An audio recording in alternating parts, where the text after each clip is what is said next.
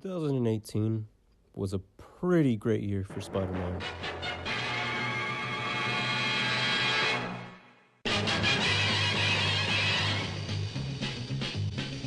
Spider-Man does whatever.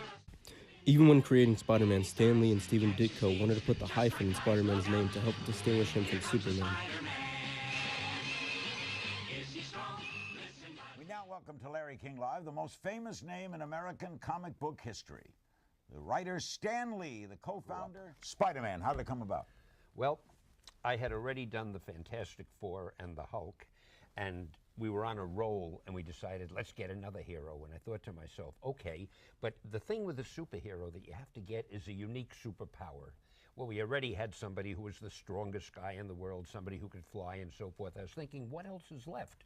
Then it occurred, I've told this story so often it might even be true. I can't remember.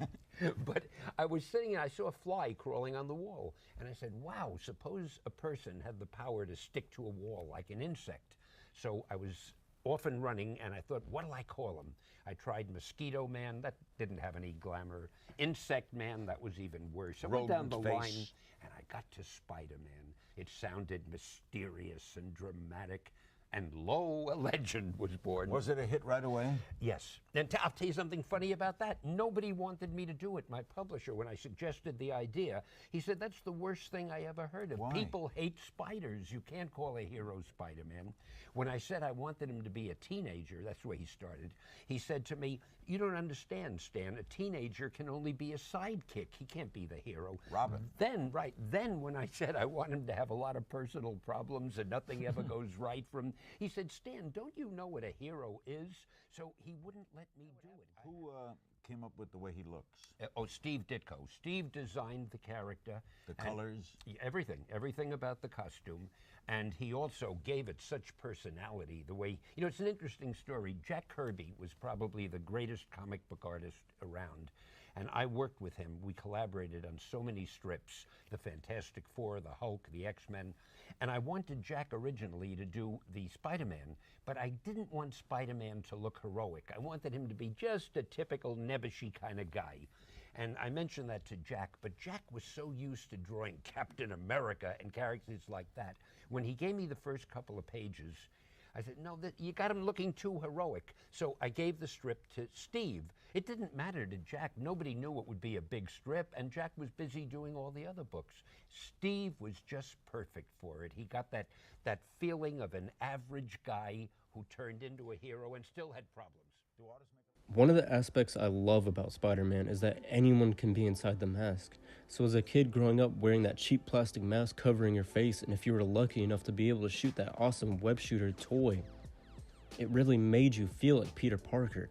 His powers and abilities are the least bit practical, but that's not important. He feels real and visceral.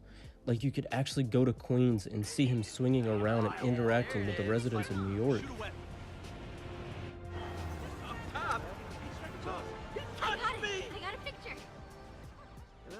Peter Parker feels like he could be your close friend, or maybe you feel like Peter Parker, someone who is kind, who wants to do the right thing in life, someone who has encountered loss and grief, but can still manage to get back up because that's what heroes do.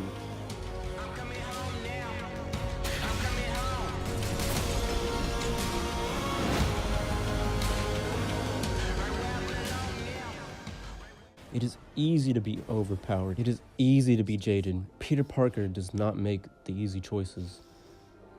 While going through all these problems, he still finds a way to be bright and bring joy to every page or every scene you see. But when tragedy does strike him, you genuinely feel it because he can fit so well into anyone's shoes.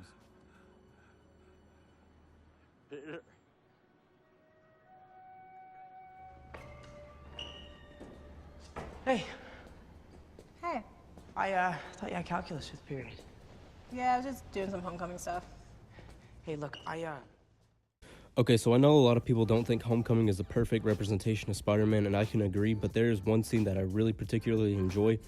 So here we see Peter Parker nervously asking out Liz to the homecoming dance, but this next scene that comes up with Aunt May that I really like.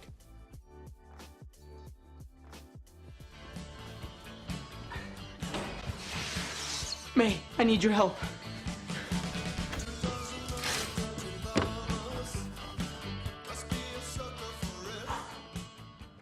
So now we see Peter getting ready for the homecoming dance, and everything seems normal, right? Wrong. Look at this right here. Peter and Aunt May are watching a video on how to tie a tie. And I'm not trying to add some deep meaning to this, but I think it's very clever and a very subtle way to display what it's like without his uncle, without a father figure. In 2018, we got one of the greatest video games ever created. We're not talking about this or this. We're talking about this. Marvel Spider-Man PS4 is probably one of the best renditions of Peter Parker that I've ever seen. Yuri Lowenthal is Spider-Man. Not this Spider-Man. This Spider-Man. You can feel all the work that was put into this game, and the direction is incredible, the pacing is brilliant, the mechanics are wonderful, this game is just amazing, and I cannot wait for what's next. My name is Peter B. Parker. For the last 22 years, I thought I was the one and only Spider-Man. I'm pretty sure you know the rest. In 2018, we also got one of the best superhero movies to date, Into the Spider-Verse. This is a Miles Morales movie. It depicts probably one of my favorite portrayals of Spider-Man ever. If you would have told me years ago that Jake Johnson, Nick Miller, I would have just straight up laughed. But what Johnson brings to the table is such a beautiful depiction of Spider-Man. He's still going through shit even when he's old, a middle-aged man. Nothing is going for him. It truly feels like he would be Maguire's Spidey if he aged. He brings that Spidey goofiness that we all love. He brings undeniable laughs and charms, and most importantly, he brings heart. I get chills when I hear the voiceover of Peter B. Parker telling Miles it's just a leap of faith as Miles is staring down the side of the building.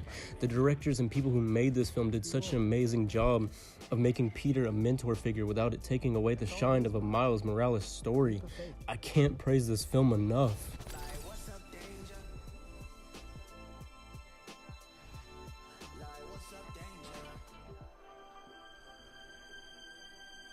So bottom line, what Peter Parker's Spider-Man represents is hope. Not in the same way Superman represents hope in a godly figure, but in a much more grounded way. Peter Parker is someone who faces everyday consequences, who is just a regular guy, all while saving the city and dealing with normal human relationships that you don't really see in superhero movies. Someone who represents us.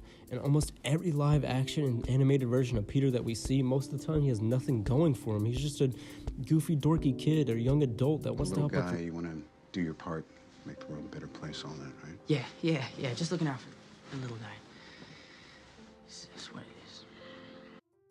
He is someone you feel like you could be, even without the powers. He goes through family tragedies and bad relationships just like us, but gets back up every time because Peter Parker, old or young, is what?